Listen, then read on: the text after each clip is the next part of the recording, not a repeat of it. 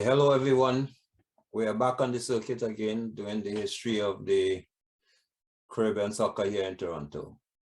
We have a very interesting gentleman who did all facets of the soccer here, from senior to down to youth, and we have a little ace of our sleeves that will be coming later on. So I'll ask you to introduce yourself, give a little your background, where you came from, and how you end up in this city here.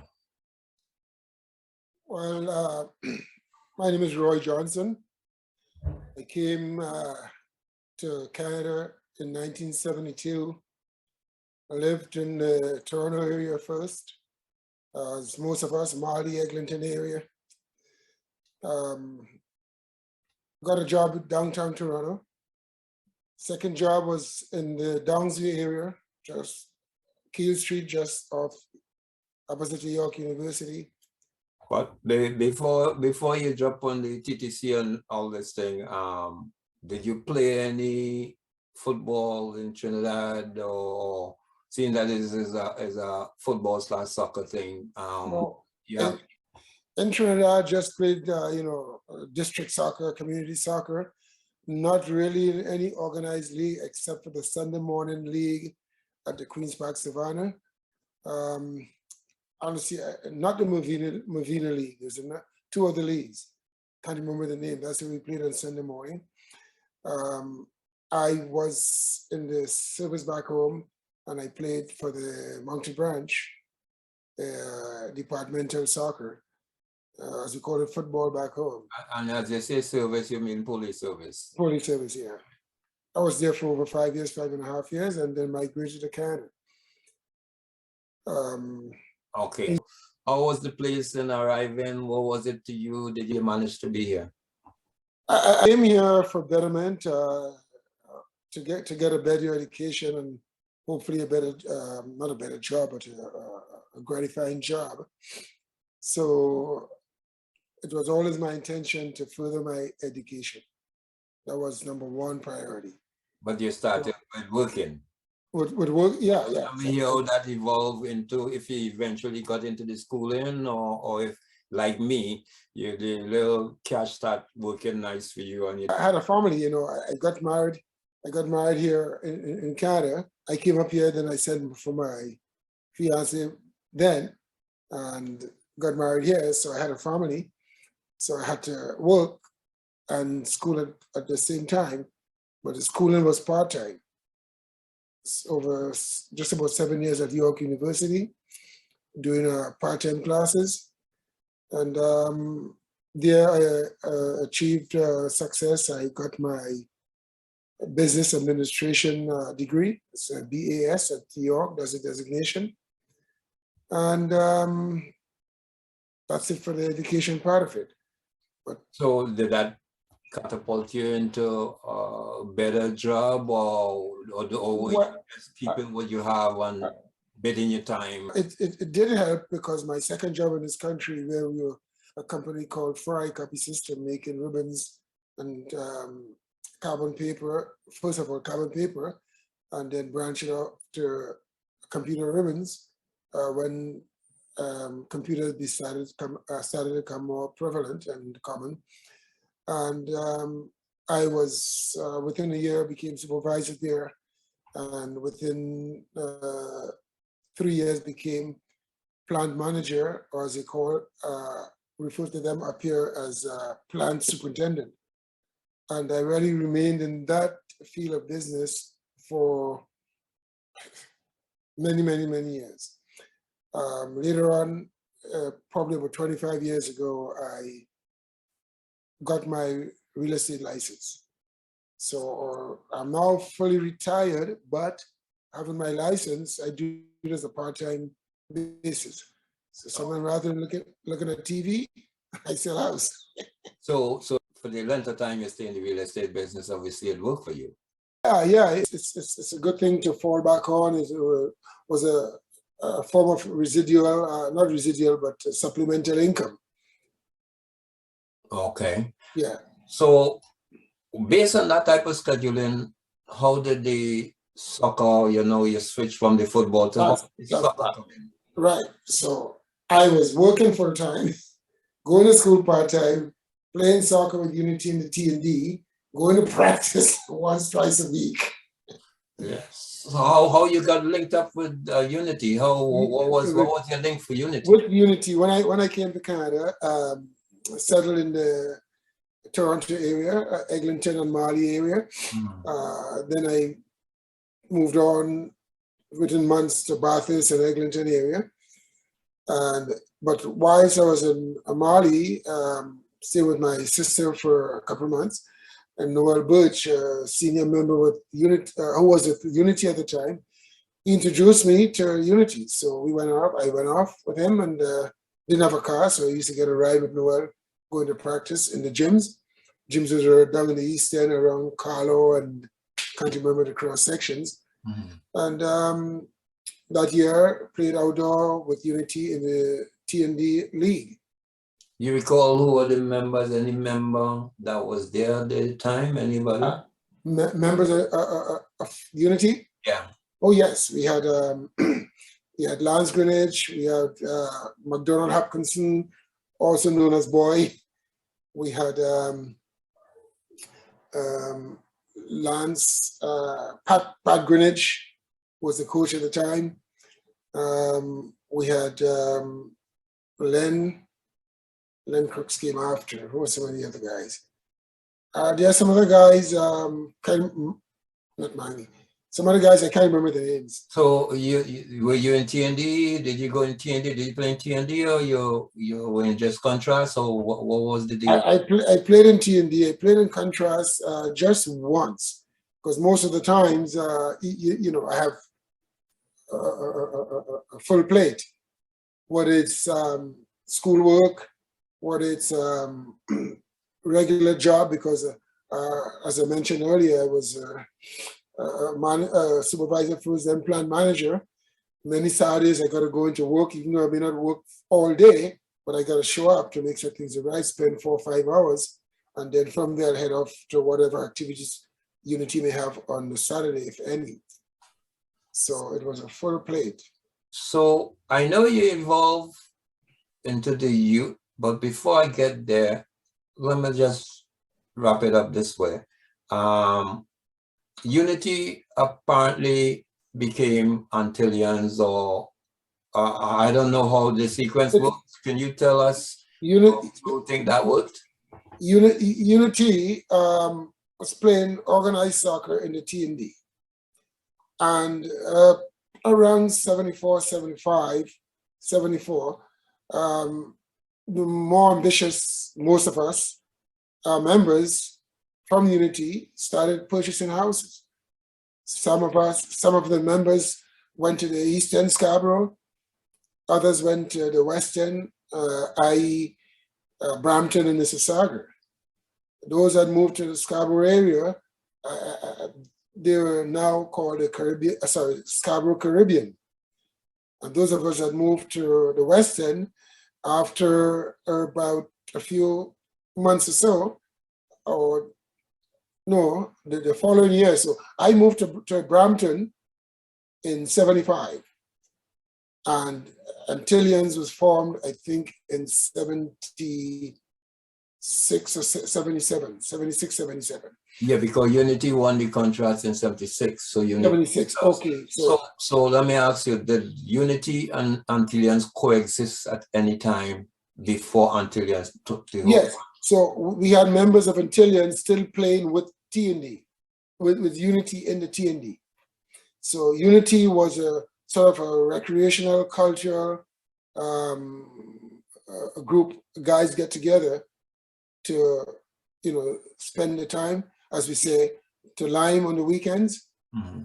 So we play ball on Sunday morning at our ground was Chinguacousy Secondary School, which is in the Williams Parkway and Bramley Road area, which is sort of in my backyard. And after the game, we'd go and hang out with somebody's place. Every other week is somebody else's place. And the idea came up, we needed a name. And what are we going to call ourselves? And a guy, God bless his soul, deceased now, Errol Smith, is the one that came up with Antilleans, combining the lesser and greater Antilles. So our name was derived by the wisdom of Errol Smith.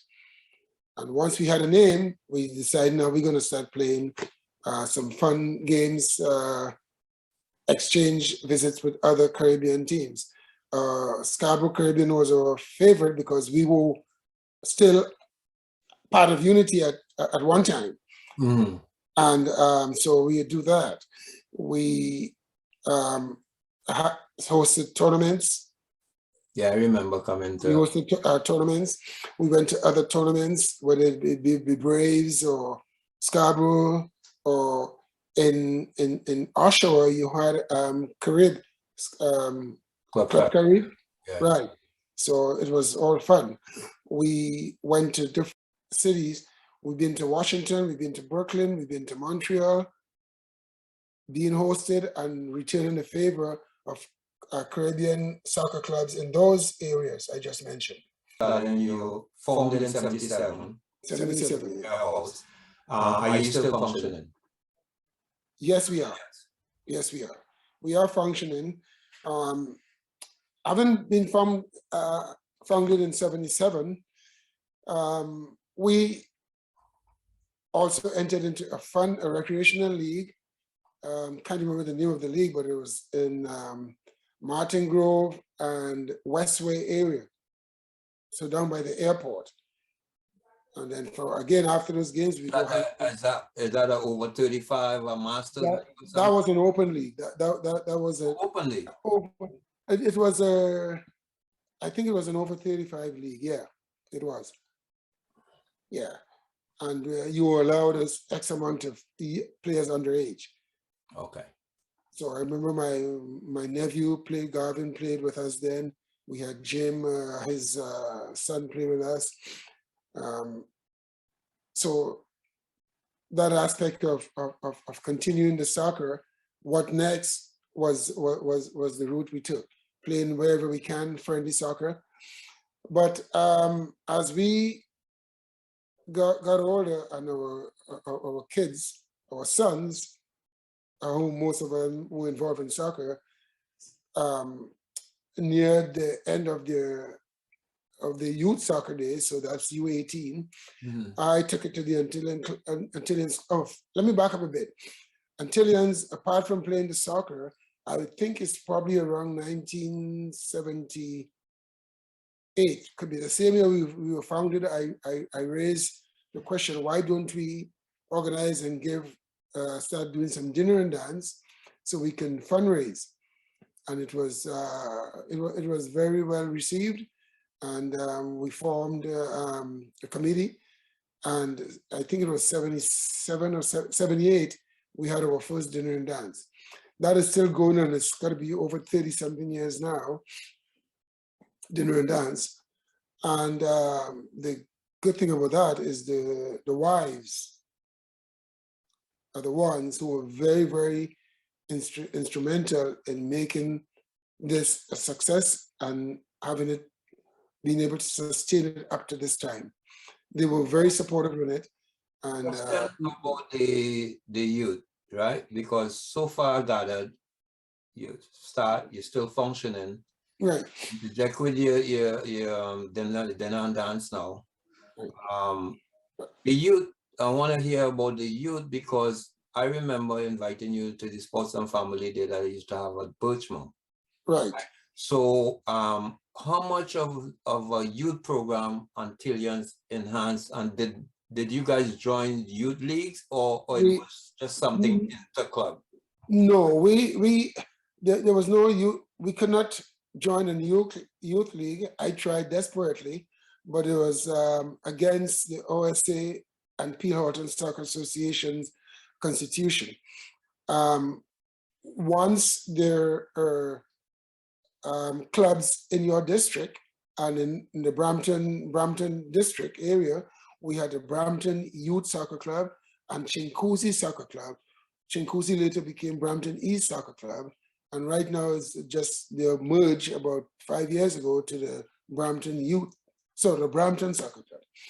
But we weren't allowed to create any clubs within the districts because there were already existing clubs that were sanctioned by the PHSA, Peel Soccer Association, who in turn was under the auspices of the Ontario Soccer Association.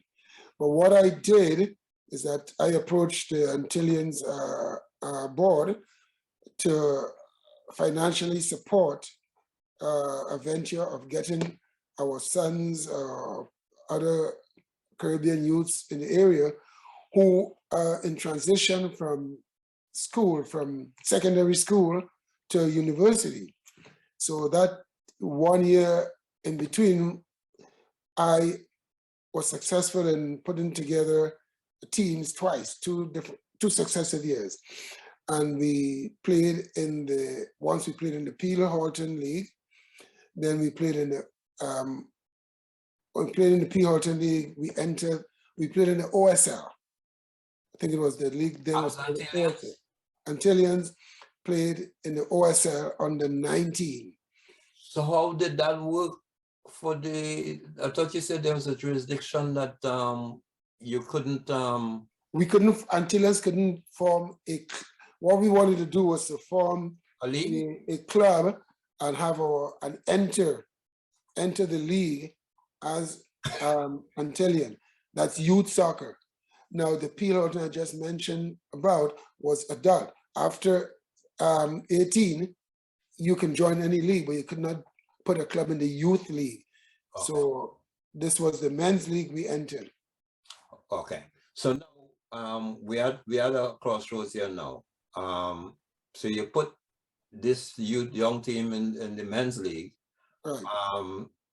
Was that the team you brought up to the Sports and Family? That was part that team, and this is where we heading, ladies and gentlemen, is that so the team that he came up with had the captain of Canada men's team right now, Atiba. Right. That was year number 2, because we came to that the family day tour. What year that was? That would have been in the 90s. That's in the 90s, because these guys were heading off to university. Yeah. Okay. Yeah. So that was in the 90s, maybe 91, 1991. I'm not sure. So before we go into your career now, into the youth program, a la Brampton East and stuff, is it safe to say that Antilleans is functioning as of today? And is it just the dinner and dance capacity? Are you within any structure of the soccer, or is just dinner and dance socialized and as an old boy masters team? Soccer wise, no, we are not. Just a dinner and dance. From the proceeds of our dinner and dance, we have been given scholarships to students of Caribbean parentage. Each year we gave, with the exception of the last 2 years because of COVID, because we were unable to obviously have the dinner and dance. But we give we've been given at least 2 scholarships for over 20 years now. We give scholarships. That's good. To students of Caribbean heritage. So let's change gears now. Next time I saw you, besides the Antilleans now, if I'm not mistaken, you were the president of Brampton East. How did you get into that embedded, and were you still functioning in parallel with Antilleans? This is a long road, but I'll make it as concise as I could. I'm going to take it back to Antilleans. So playing a Sunday morning recreational in my backyard at school there, one of our players, Jim's son, Brian was his name, he saw me, he said, "Roy, you're a good player. Yeah, I like how you play, you hustle, blah, blah, blah. My team needs a coach." That's his house league team. I said, "Okay, I really haven't coached before." He said, no, we need a coach. So I said, okay, I went and joined. I contacted the club, I became coach. And that year, that was their 4th game without a coach. And we won every game since then. Then the president of the club approached me to take a rep team. I said, rep team.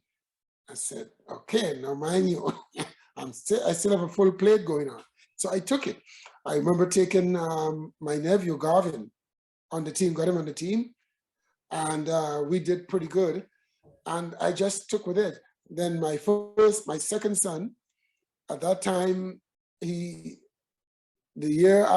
my second year as a rep coach, my second son became of age to play rep soccer. So I went with him. So I stuck with from that introduction to rep soccer.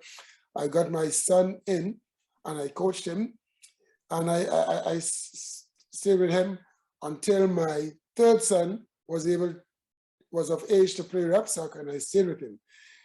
Now, when my third son was near the end of his soccer, I was approached to become rep director. Because of my knowledge, every time we have coaches meeting, everybody would pick my brain. How you do this? How do you do this? And so forth. Mm-hmm. And I was pretty versed in that. I just had a knack for laws and bylaws and whatnot. So I was able to steer them in the right direction. So I was approached to become rep director. Okay, I accepted it. And then 2 years as rep director, I was encouraged to run for president, which I did. And I was successful in my bid as president of the Bramptonese. At that time, there were no longer Chincoosians Bramptonese.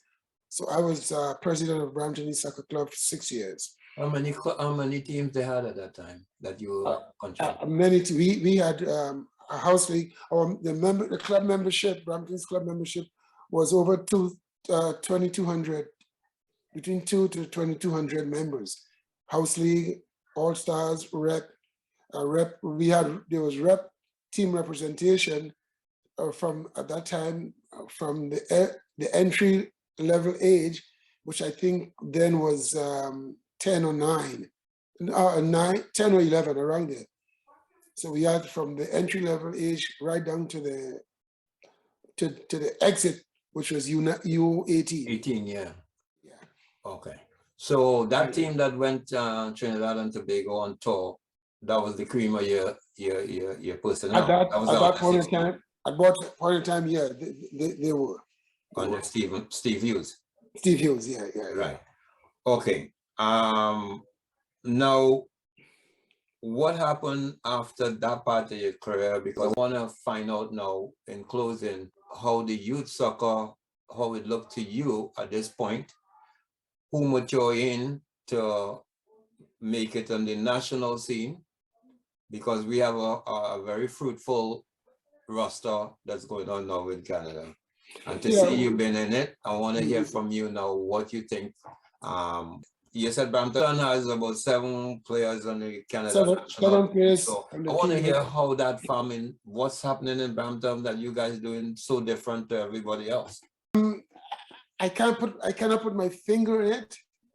It's because from my very first year in rep soccer, I realized that there were a lot of players, very good players in Brampton.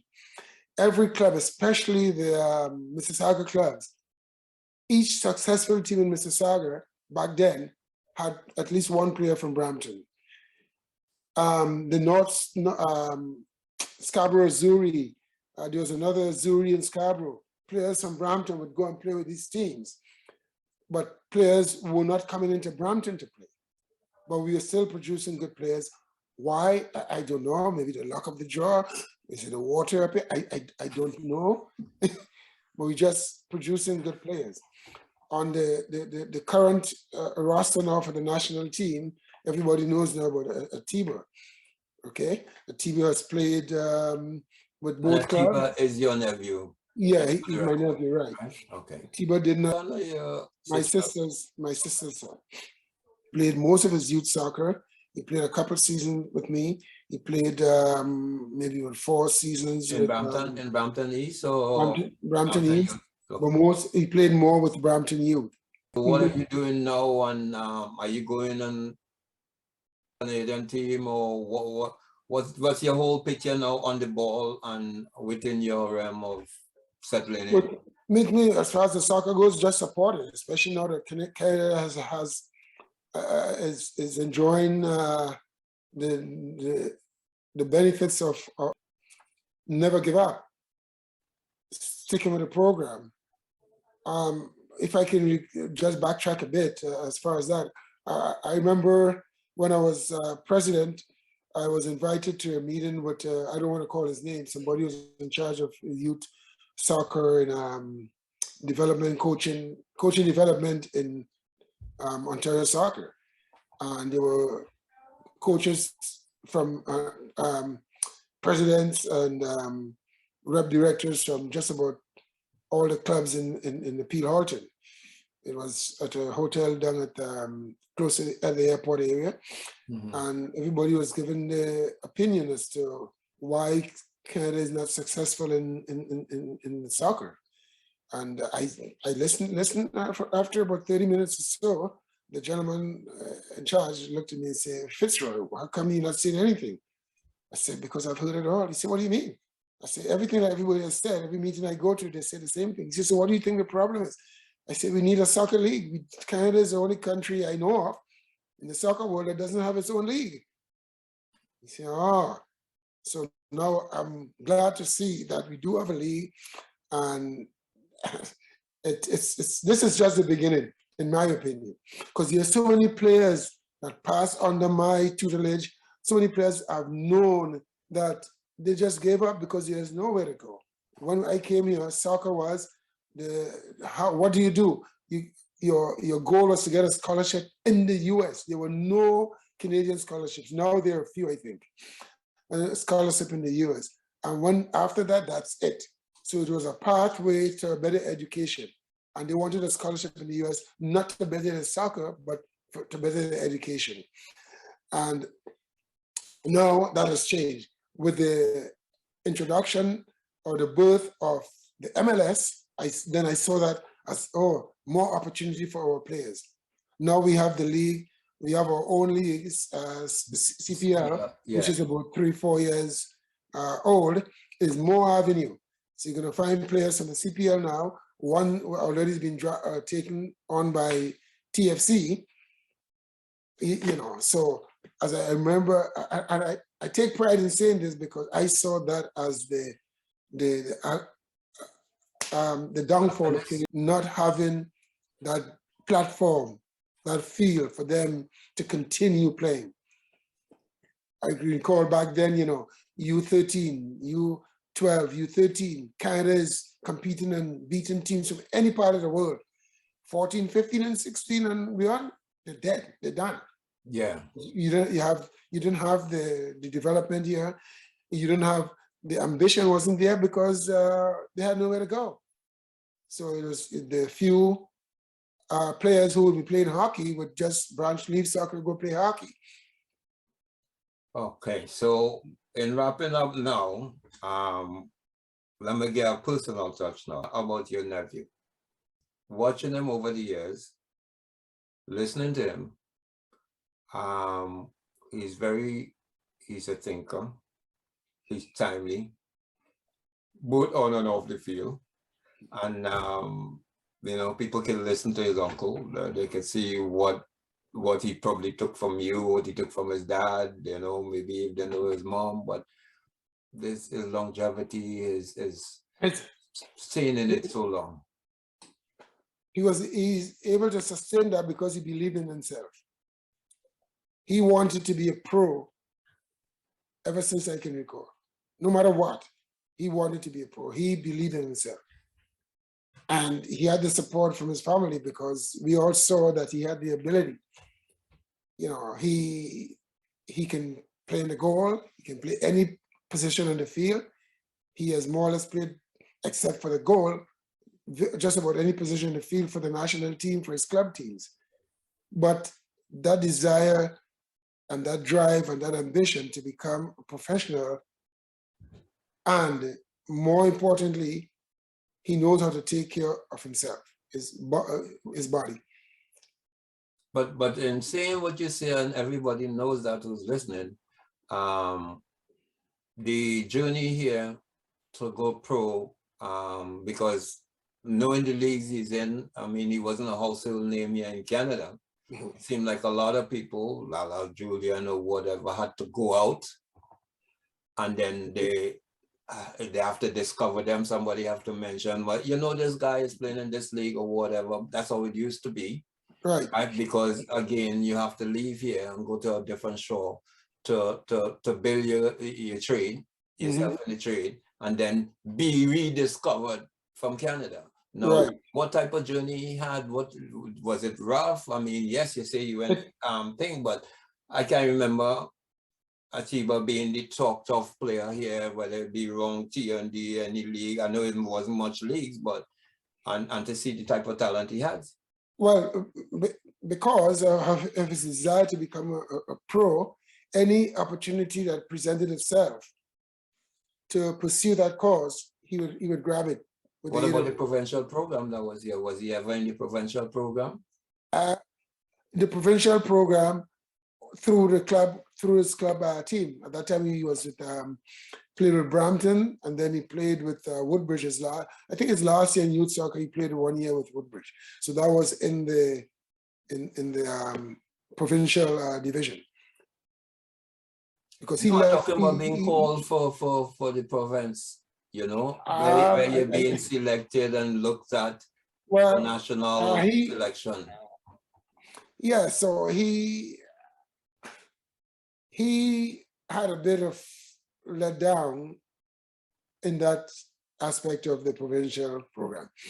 But it's not a unique situation, because to be honest with you, I know you're going that route, but it's just we you know, if somebody has a better story, we'll tell it too. But for the most part, we know, based on the structure that you just mentioned, that more times than not, most of the players had that type of problem, right? In the provincial, because we never see talent, you know, we never been anywhere. So you can do the math. Yeah, okay. So for again, to keep this proper, I remember Tibo was playing with me in the indoor double soccer center. And at the end of the game, I'm waiting to collect my game sheet. When I looked up on the veranda where the spectators view the game, I saw him pacing up and down, and this gentleman falling up and down. So I hurried up and say, can I help you? And that time it was a provincial coach trying to get information from Tiba. I haven't seen him play, right? This was a provincial coach. I came over the age group. He was an ex-national keeper. In what, a tournament? Was it a tournament? No, this was the league. This was the indoor. This was the indoor. Okay. OISL league. Okay. That was there. So I spoke to the gentleman and said, okay. So I introduced myself. I am the coach and I'm his uncle. He told me he wants to get his information so he can invite him out to the provincial program, but he's refusing. Unknown to this gentleman, this coach, Tiba felt, for whatever reason, dejected because he was sort of passed over. So his interest was just about zilch. So I spoke to Tiba and said, okay. I spoke to his dad, and that was the turning point. His dad said, okay, we got the information. He went out to the program, and he was on the provincial program then. But I can't remember if he lasted there very long, because like within a year or so, he moved on towards his professional career. Okay. Yeah, that's what I want to know, because a lot of stories is that, you know, it's lingering. Yes, they get called, but you're not really looked at, or you don't get that call, so you have to pursue your career overseas. Right. You know, and so I just wanted to know, because he's such a unique talent for such a long time in the program. I would just wanted to know how, and maybe when I talk to him or whatever, he'll give me a little more. But I know Atiba isn't probably going to give me as much as you, because he's very diplomatic. So he's not even going to give me that story. He's not going to give me that story. You know, so it's nice. And I mean, you call no names and stuff, so that's still good. But at least the public know that, you know, he's been around the program and stuff, and he's a big part of the piece of the puzzle right now for Canada qualifying for the World Cup. While we're talking when you're talking about the development, Atiba and stuff, and the provincial program, did you ever get a chance to see him in his element over in the Turkish league, and how does he function there, and what is it like? Yeah, I went to Turkey to look at him, spend some time, about a week at Atiba. That year they played in the champions against Bayern Munich. Atiba is a king over there. I'm not talking soccer-wise. Everybody in Istanbul knows Atiba. I remember I saw 2 games. One of the games, I think the second, anyhow, I can't remember which of the games. And whilst out there, obviously we have on number 13, Atiba Hutchinson. The guy approaches me. Hi, are you Atiba's dad? I said, no, I'm his uncle. Can I have your autograph? I said, I'm his uncle. He said, I don't care. Yeah, and that's the kind of thing. You know, he is Obviously, you have to give it, right? Well known over there, well loved, well appreciated over there. Yeah. Wow. So that I follow the game. And let me ask you, because you know the ball now, based on the role he's playing in the Canadian team, is it the same type of role he plays in his team, leadership captaincy role? What type of ball? I know it's different level, international level is different. People come in and, you know, coaches put them under the spaces. What's the level there? And is he maintaining that? I know he's good for that league, but do you see any difference in his game in the two? Or does he rise more to the occasion because things are more sporadic in Turkey? Or No. I think he maintains that level, high level. So his play in Turkey is not much different to his play on the team here, although he may be in a different role, but his skill level, his skill that he puts out there is the same, because Tiber is a controller of the ball and a distributor of the ball. And his pass percentage is probably higher than many people in the professional soccer, his pass percentage. His ability to win the ball is superb. Yeah, he does. I notice his win the ball, right? I notice how he tracks. And his game awareness, his ability to read the game, his ability to adapt. He just is phenomenal. Well, why you give all these accolades and stuff? Let's get on a little humorous side. What do you think about that goal he scored, that last goal he scored against El Salvador? That's a goal of a century and centuries to come. It cannot be replicated, it cannot be duplicated. But what I admire about that goal is 2 things. I'll give you the lesser one first. Not that it weighs much difference, but Kyle Laren's run with that ball, his desire to create a goal, to get a goal. I'm talking about Kyle Laren. He could have rolled over and yelled at the ref for a foul. Yes. But he did not. He continued his run. But now you're looking at Tiba. Tiba was like about 30, 40 yards behind Carl when he started that run. Tiba saw that he was able to read it and started running. And I can recall when Tiba sort of slowed down a bit. And in my opinion, he slowed down to reassess the situation. Should I continue my run or not? And I think when he realized something fruitful can come out of this, he continued his run. If you see, look how quickly he got from when he staggered his run to the near post. Yeah. And the near post was the run. Right. The near post was the run. You couldn't go far post there. No, right. But the time it took him from that delay in his approach, and when he assessed the situation to get up there and say, yes, I'm going for it, and to put his head, he could have knocked down the post with his head. Yeah. Yeah, but he went right because they wanted the points. And luck.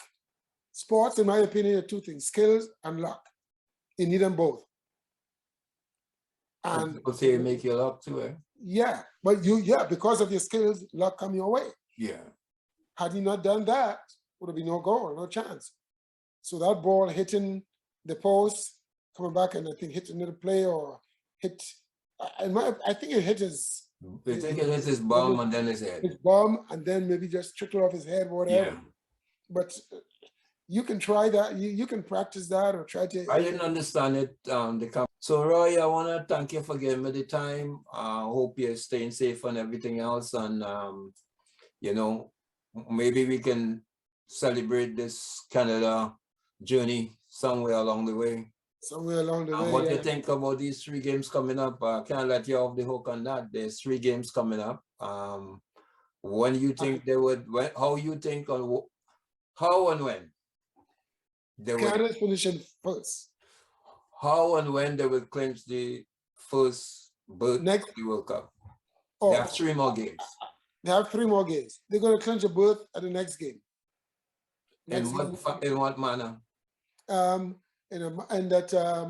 It's in Costa Rica. Yeah. They're going to win. We're going to win that game 2-0 or 3-1. That's a brave call. I've been calling it. I know. All the while.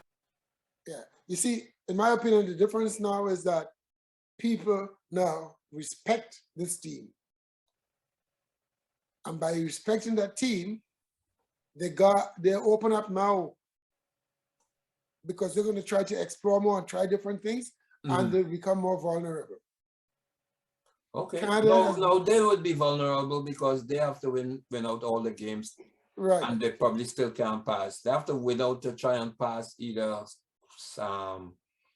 Panama, USA, or thing. They can't pass, and that's unfortunate. They can't pass Canada. Yeah. So yes, they're gonna take chances. They have to. They have to win out. And so does Panama. Yeah. Don't matter what Canada is clinching. I am not really sweating the Costa Rica. I don't need that stress. No. Because I know no matter what, there's a celebration at home. Whether it's before the game, it's still tense and everybody don't know. But after the game, it's going to be a celebration. Yeah. So again, Roy, thank you for giving me the time and everything else. And hopefully we celebrate here at BMO Field. Yeah, man. All right. It's nice. Keep up the work. All right. So we'll stay in touch. Yeah, okay, man. Have a good take care. All right. Bye.